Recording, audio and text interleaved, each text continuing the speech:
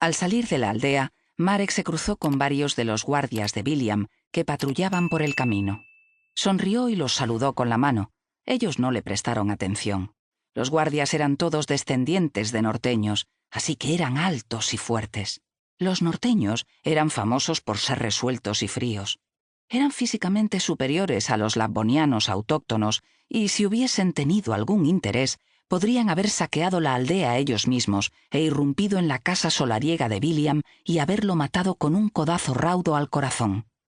Pero estaban lo suficientemente domesticados y formados tras generaciones de servidumbre y ahora cumplían la voluntad de William como si fuese su dueño. Sí que era su dueño, de hecho, y de todos los sirvientes de la casa solariega y de la aldea entera y de los bosques y de las alquerías que se extendían a lo largo de todo el feudo. William era el dueño de la pradera de Jude y de la casita pequeña que éste compartía con Marek. La pradera estaba delimitada por los bosques, que también eran de William. Cuando Marek giró hacia el bosque de camino a su casa, decidió que no le contaría a su padre que había besado al bandolero. Jude no entendía el perdón. Era incapaz de perdonar porque estaba demasiado desconcertado por sus propios pesares y rencores. Aquella mala sangre es lo que había hecho que le siguiera latiendo el corazón. El primer pesar fue la muerte de sus padres cuando era un adolescente. Se ahogaron en el lago durante una tormenta. Habían estado pescando carpas y se les rompió la pequeña balsa en medio del viento.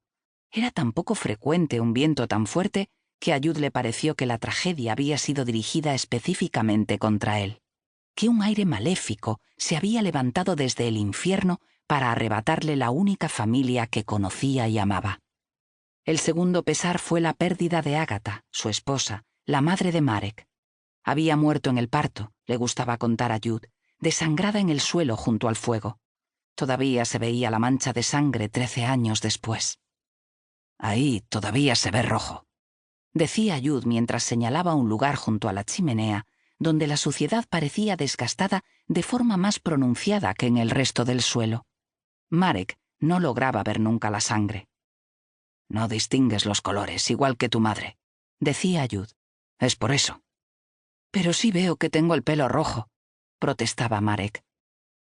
Un puñetazo en la mandíbula y Marek se despellejaba la lengua con sus propios dientes.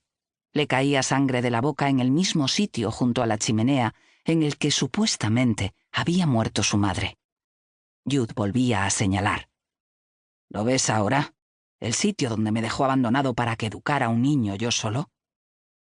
No es que Marek hubiese tenido mucha educación. Jude no lo abrazó ni lo acunó nunca. Inmediatamente después de la partida de su esposa, delegó en Ina el cuidado del niño durante el día mientras él atendía a sus corderos.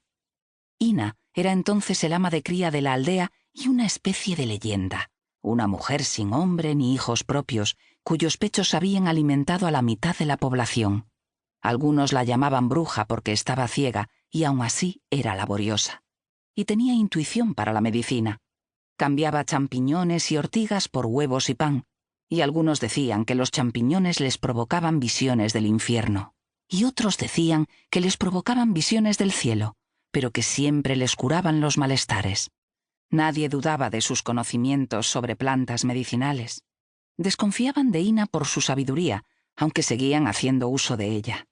Vivía valle abajo, en una zona oscura del bosque, al sur de la pradera de Jude. Ina era más vieja de lo que resultaba posible saber, y para entonces se le había retirado la leche. Marek quería a Ina. A sus 13 años seguía visitándola una vez a la semana.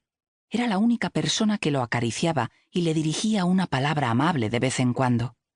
Él le llevaba flores de la pradera y leche de oveja y castañas cuando era la temporada, y pan y queso cuando tenían alguno de sobra. «¿Has cavado?», le preguntó Jude a Marek cuando llegó a casa. Sumergió una taza en el barril del agua y se la alcanzó al chico. «No me necesitaban», contestó Marek. «Y me daban miedo los muertos. Me daba miedo que siguieran estando vivos». «Esos a los que han matado eran buenas personas», dijo Jude. «Solo los malos se quedan atrapados en sus cadáveres. Esa es su penitencia eterna».